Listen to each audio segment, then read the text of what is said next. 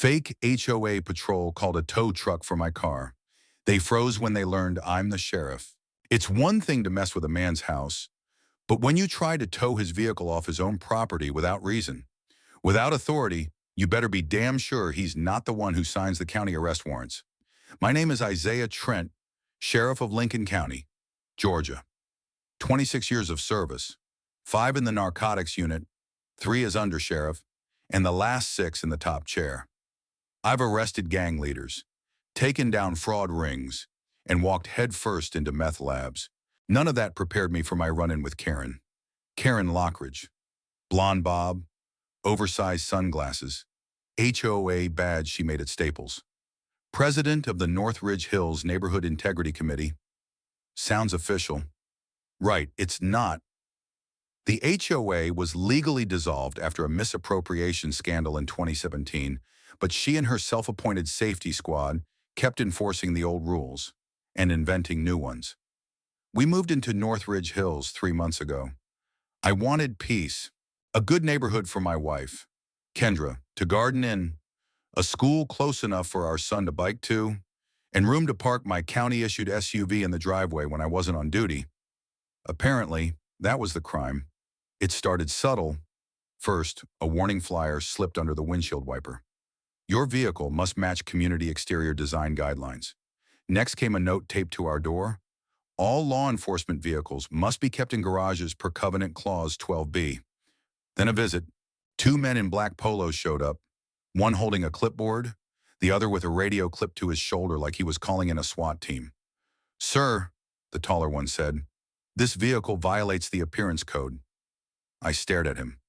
"That's a county sheriff's SUV, marked, parked legally, on my own property." "We've had complaints," he replied, not blinking. "Karen will be issuing a formal citation." I nearly laughed. Karen doesn't have that authority. You can appeal it at the next board meeting. There is no board. He just nodded once and walked off. I figured it was over. I was wrong. 2 mornings later, I stepped outside to the sound of a hydraulic lift. There it was, a flatbed tow truck reversed into my driveway. 2 HOA officers stood nearby. One was snapping photos. The other waved a stack of paperwork like a declaration of war. They were mid-process chain already under the back axle. I walked over slowly. "Touch that vehicle again," I said evenly, "and you'll be in cuffs before that chain clicks." The guy looked up, squinting. "Sir, this has already been authorized by the HOA president.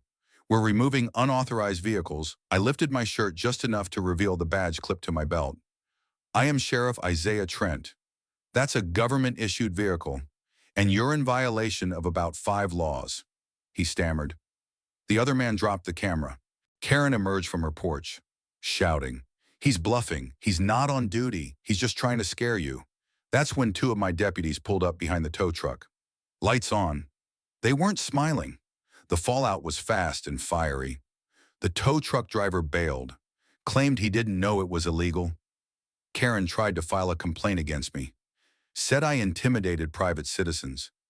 Then it came out her HOA tickets were all fake. She'd been fining residents and collecting cash penalty fees into a personal Venmo. Over $9,000 in 5 months. We arrested her that afternoon. Fraud, criminal impersonation, attempted theft of government property, interference with a law enforcement vehicle. The HOA dissolved officially this time, but what came next was even better. I wasn't the only one. Half the neighborhood had been harassed. An immigrant couple, 2 streets over, were fined for improper curtain colors. A single mom was told her Prius didn't match community harmony. One retired Marine had cameras ripped off his roof after a noise complaint he never received. We banded together, held an emergency community meeting.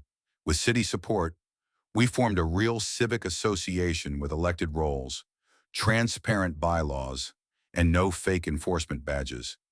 Karen's trial drew press from 3 counties.